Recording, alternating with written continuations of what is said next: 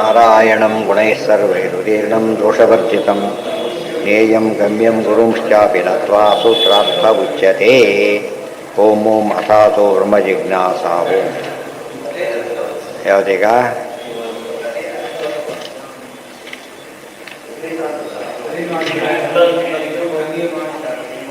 ದರ್ಶ ವೇದ ವೇದ ಆಯಿತು. ಸರಿಳ ವೆಚ್ಚ ತನ್ನಿ ಮಾಡಬೇಕಣ ಅಲ್ಲ, ಅದಕ್ಕೆ ಹೋಗಿಲ್ಲ ಇನ್ನು.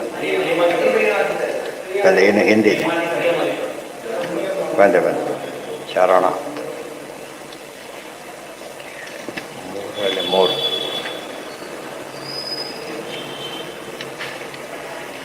ವೇದಾದಿ ಹಾನವು ಅದರ ಮುಯ್ತಿಗೆ ಮುಕ್ತಿಗೆ ಹೋದ ಮೇಲೆ ಏನಿಲ್ಲ, ಕರ್ಮ ಬಂಧನ ಇಲ್ಲ, ಮತ್ತು ಸಾಧನೆ ಅಂತ ಸ್ಪೆಷಲ್ ಅಕೌಂಟ್ ಮಾಡೋದೂ ಇಲ್ಲ, ಅಂತ ಅಧರ್ಮ ಮಾಡೋ ಚಾನ್ಸೂ ಇಲ್ಲ, ಧರ್ಮ ಬಿಡೋದೂ ಇಲ್ಲ.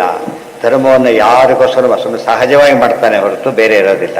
ಸಹಜತ್ವದಲ್ಲೂ ವಿಷ್ಣು ಪ್ರೀತಿ ಇದ್ದೇ ಇದೆ, ಅಷ್ಟು ಮಾಡೇ ಮಾಡ್ತಾನೆ ಅಂತ ಹೇಳಿದ್ರು. ಆ ವಿಷಯ ಮುಗಿದ ಮೇಲೆ ಇನ್ನೊಂದು ವಿಷಯ ಶುರುವಾಗುತ್ತೆ.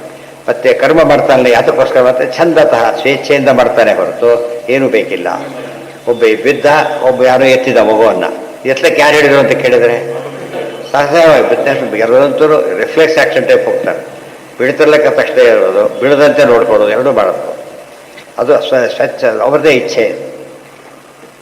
ಓಂ ಅನಿಯಮ ಸರ್ವೇಷಾಂ ಅವಿರೋಧ ಛಂದಾನುಮಾನಾಭ್ಯಾಮು ಸಪ್ತ ಪ್ರಾಪ್ತ ಜ್ಞಾನಾನಮಪಿ ಕೇಷಾಂಚಿತ್ ಮುಕ್ತಿ ಪ್ರಾಪ್ತಿ ಕೇಷಾಂಚಿನ್ನ ಯಥೋಪಸಂಹಾರಣಿಯಮ ಇತಿ ನಾ ಮಂತವ್ಯ. ಇವು ಸ್ವಲ್ಪ ವಾಪಸ್ ಬರ್ತಾರೆ. ಈಗ ಏನು ಹೇಳ್ತಾರೆ? ಈಗ ಹಾಗಿದ್ರೆ ಅಲ್ಲಿ ನಿಯಮ ಇಲ್ಲ ಅಂತ ಹೇಳಿದ್ರಲ್ಲ, ಹಾಗಿದ್ರೆ ಜ್ಞಾನ ಬಂದಿದೆ ಅವನಿಗೆ, ಅಪರೋಕ್ಷ ಜ್ಞಾನ ಬಂದುಬಿಟ್ಟಿದೆ. ಅಪರೋಕ್ಷ ಜ್ಞಾನ ಬಂದವರೆಲ್ಲ ಮುಕ್ತಿ ಹೋಗೋದಿಲ್ಲ, ಕೆಲವರು ಹೋಗ್ತಾರೆ, ಕೆಲವರು ಹೋಗೋದಿಲ್ಲ ಅಂತ ಹೇಳಬಹುದಾ ಅಂತ ಪ್ರಶ್ನೆ ಹಾಕ್ಕೊಂಡು. ಮುಕ್ತರಲ್ಲಿ ಆ ಕೆಲಸ ಮಾಡೋದು ನಿಯಮ ಇಲ್ಲ. ಈ ಮಾಡೋದು ಇದೆಯಲ್ಲ, ಜ್ಞಾನ ಬಂದ ಮೇಲೂ ಕೂಡ ಎಲ್ಲರೂ ಮುಕ್ತಿ ಹೋಗ್ತಾರಾ?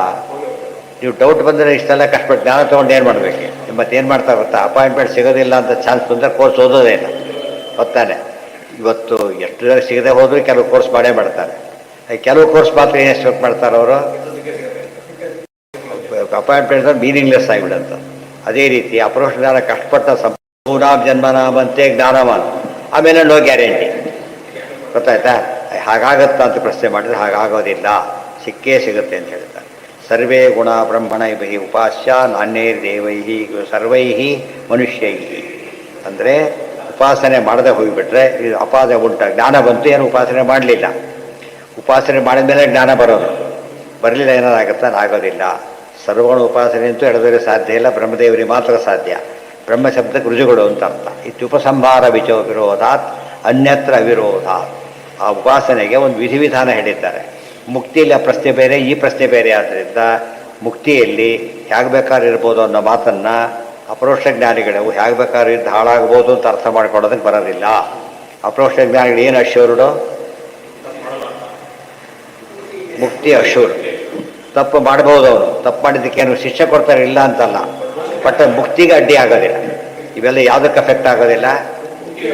ಇವೆಲ್ಲ ಡೈಲಿ ವೇಜಸ್ ಮೇಲೆ ಅಪಾಯಿಂಟ್ ಮಾಡ್ಕೊಂಡಿರ್ತಾರೆ, ಅವನ ರೂಲ್ಸೇ ಬೇರೆ. ಪರ್ಮನೆಂಟ್ ಅವನ ರೂಲ್ಸೇ ಬೇರೆ. ಇವರಿಗೆಲ್ಲ ಲೀವ್ಗೆ ಇವೆಲ್ಲ ಕೊಡೋದಿಲ್ಲ, ಅಲ್ಲಿ ಎನ್ಕ್ಯಾಶ್ಮೆಂಟ್ ಏನಿರೋದಿಲ್ಲ. ಕೆಲಸಕ್ಕೆ ಬಂದ ದುಡ್ಡು ಇಲ್ಲ, ಹೋದ್ರಿಲ್ಲ, ಅಷ್ಟೇ. ಅವ್ರಿಗೆ ಹಾಗಲ್ಲ, ಬಂದಿಲ್ದೇ ದುಡ್ಡು ಬರ್ತಾ ಇರುತ್ತೆ. ಯಾಕೆ ಆ ನಿಯಮಕ್ಕೆ ತಕ್ಕಂತೆ ಅಲೋಡು, ಗೊತ್ತಾಯ್ತಾ? ಆದ್ದರಿಂದ ಅಪರೋಕ್ಷ ಜ್ಞಾನ ಬಂದ ಮೇಲೆ ಕೆಲವು ತಪ್ಪುಗಳಿದ್ದರೂ ಕೂಡ ಸಣ್ಣ ಪುಟ್ಟ ತಪ್ಪಾದರೆ ಇಗ್ನೋರ್ ಮಾಡ್ತಾರೆ, ಕೆಲವು ತಪ್ಪುಗಳಿಗೆ ಇಲ್ಲೇ ಶಿಕ್ಷೆ ಕೊಡ್ತಾರೆ, ಕೆಲವಕ್ಕೆ ಉಪಬರ್ಧ ಅಂತ ಮಾಡ್ಬೋದು. ಆದರೆ ಸೋತುವ ದುರಹಾದಿಗಳಿಗೆ ಮಾತ್ರ ಆನಂದ ಹ್ರಾಸ ಇದೆ, ಎಲ್ಲದಕ್ಕೂ ಇಲ್ಲ.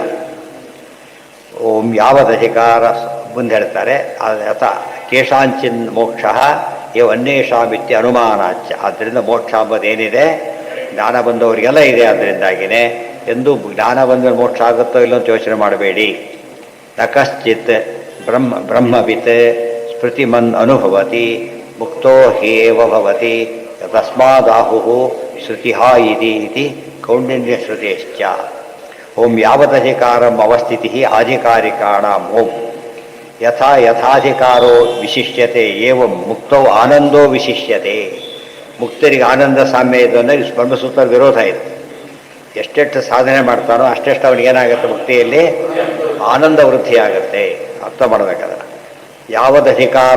ಯಾವತ್ ಅಧಿಕಾರಂ ಅವಸ್ಥಿತಿ ಆಧಿಕಾರಿಕಾಣ. ಏನರ್ಥ ಅದಕ್ಕೆ? ಯಥಾ ಯಥಾ ಅಧಿಕಾರ ವಿಶಿಷ್ಯತೆ ಏವಂ ಮುಕ್ತೌ ಆನಂದೋ ವಿಶಿಷ್ಯತೆ. ಅಧಿಕಾರ ಅರ್ಹತೆ, ಅರ್ಹತೆ ಜಾಸ್ತಿ ಆಗ್ತಾ ಹೋದಂತೆ ಏನಾಗುತ್ತೆ? ಮುಕ್ತಿ ಆನಂದ ಹೆಚ್ಚಾಗುತ್ತೆ. ಮನುಷ್ಯೇಭ್ಯೋ ಗಂಧರ್ವಾಣ ದೃಷ್ಟಾಂತ ಕೊಟ್ಟು, ಮನುಷ್ಯರ ಆನಂದಕ್ಕಿಂತ ಗಂಧರ್ವ ಆನಂದ, ನಮಗೆ ಆನಂದ ಡಿಫ್ರೆನ್ಸ್ ಗೊತ್ತಾಗಲ್ಲ, ಸ್ಯಾಲ್ರಿ ವೇರಿಯೇಷನ್ ಗೊತ್ತಾಗಲ್ಲ. ಸ್ಯಾಲ್ರಿ ವೇರಿಯೇಷನ್, ಕೆಲವು ಕರ್ಕಿಗೆ ಸಂಬಳ ಕಡಿಮೆ, ಬೇರೆಯವರು ಜಾಸ್ತಿ ಇರ್ತದೆ, ಅವರಿಗೆ ಸಂಬಳ ಆಗಲ್ಲ. ಸಂಬಳ ಜಾಸ್ತಿ ಇರಲೇಬೇಕು, ಇಲ್ಲವರ ಪ್ರಪೋಷ ಅರ್ಥನೂ ಇಲ್ಲ. ಗಂಧರ್ವೇಭ್ಯ ಸ್ತ್ರೀಣಾಂ ಋಷೀಣಾಂ ಋಷಿಭ್ಯ ದೇವಾನಾಂ ದೇವೇಭ್ಯ ಇಂದ್ರಸ್ಯ ಇಂದ್ರಾದ್ ರುದ್ರಸ್ಯ ರುದ್ರಾದ್ ಬ್ರಹ್ಮಣಃ ಏಷ ಹೇವ ಶತಾನಂದ. ಅಲ್ಟಿಮೇಟ್ ಶತಾನಂದ ಅಂದ್ರೇನು? ಅದಕ್ಕಿಂತ ಹೆಚ್ಚು ಆನಂದ ಇಲ್ಲ, ಅದು ಸಿಗೋದು ಬ್ರಹ್ಮದೇವರಿಗೆ ಮಾತ್ರ.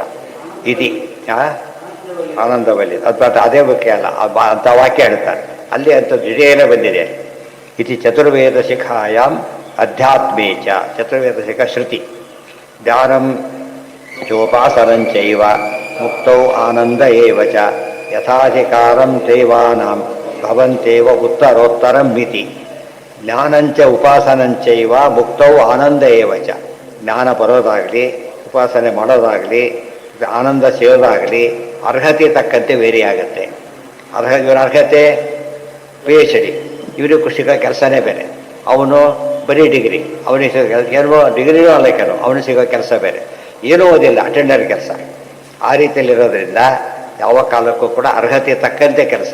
ಇವತ್ತು MA PhD ಏನೋ ಮಾಡಿಬಿಟ್ಟಿರ್ತಾನೆ, ಅವನು ಕ್ಲರ್ಕ್ ಅವನ್ನ ತಗೊಳ್ಳೋದಿಲ್ಲ. ಯಾಕೆ? ಒಂದು ಆ ಕೋರ್ಸ್ ಅಲ್ಲಿ ನಮ್ಗೆ ಬೇಕಿಲ್ಲ, ಅಷ್ಟು ಸಂಬಳ ನಾವು ಕೊಡ್ಲಿಕ್ಕಾಗೋದಿಲ್ಲ. ಮತ್ತು ಆಮೇಲೆ ಬಿಟ್ಟು ಹೋಗೋ ಚಾನ್ಸ್ ಭಾಳ ಜಾಸ್ತಿ ಇದೆ, ಮತ್ತೆ ಇಂಟರ್ವ್ಯೂ ಮಾಡಬೇಕಾಗಿತ್ತು. ಬರ್ರ ಎಷ್ಟೊತ್ತು ತುಂಬ ಜಾಸ್ತಿ ಅಂತ ತಗೊಳ್ಳಿ ನಾವು. ಅದೇ ಇದರೊಳಗೇನೆ ಫಸ್ಟ್ ರ್ಯಾಂಕ್ ಬಂದವ್ರನ್ನೆಲ್ಲ ಸಣ್ಣ ಸಣ್ಣ ತೊಗೊಳ್ಳೋದಿಲ್ಲ ಅವರು. ಇವ್ರಿಗೆ ಒಳ್ಳೆ ಸಿಕ್ಕೇ ಸಿಗುತ್ತೆ, ಆದ್ದರಿಂದ ಬಿಟ್ಟು ಹೋಗೇ ಹೋಗ್ತಾನೆ. ಮತ್ತೆ ಪ್ರೊಸೀಜರ್ ಮತ್ತೆ ಶುರುವಾಗುತ್ತೆ, ಹೌದು, ಫಾರ್ಮ್ಯಾಲಿಟೀಸ್ ಎಲ್ಲ ಕೊಡೋದಿಲ್ಲ ಅಂತ ಹೇಳ್ಬಿಡ್ತಾರೆ. ಆ ದೃಷ್ಟಿಯಲ್ಲಿ ಕಡಿಮೆ ಅಧಿಕಾರವನ್ನು ಯಾವಾಗಲೂ ಕೂಡ ಉತ್ತಮ ಅರ್ಹತೆ ಇದ್ದವ್ರು ಯಾಕೆ ಕೊಡೋದಿಲ್ವೋ ಹಾಗೆ ಬ್ರಹ್ಮದೇವರು ಪರಮಾವಧಿ ಅರ್ಹತೆ ಆದ್ದರಿಂದ ಅವರಿಗೆ ಪೂರ್ಣಾನಂದ ಸಿಗುತ್ತೆ. ಯಥಾಧಿಕಾರಂ ದೇವಾನಾಂ ಭವಂತೇವ ಉತ್ತರೋತ್ತರಂ ಮಿತಿ. ಓಂ ಅಕ್ಷರಥೀಯಾಂತು ಅವಿರೋಧ ಸಾಮಾನ್ಯ ತದ್ಭಾವ ಬ್ರಹ್ಮೋಸದವತ್ ತದುಕ್ತಂ. ಹಾಗಿದ್ದರೆ ಮತ್ತೆ ಪ್ರಶ್ನೆ ಬಂತು, ಮಹಾಲಕ್ಷ್ಮಿ ಆನಂದದ ಪ್ರಶ್ನೆ ಬಂದಾಗ ಮಹಾಲಕ್ಷ್ಮಿ ಆನಂದ ಹೇಗಿರುತ್ತೆ ಅಂತ ಅದಕ್ಕೆ ಉತ್ತರ ಕೊಡ್ತಾರೆ ನಾಳೆ. ತುಂಬ ಇಂಪಾರ್ಟೆಂಟ್. ಮಹಾಲಕ್ಷ್ಮಿ ಆನಂದ ವೇರಿಯೇಷನ್ ಇದೆಯಾ?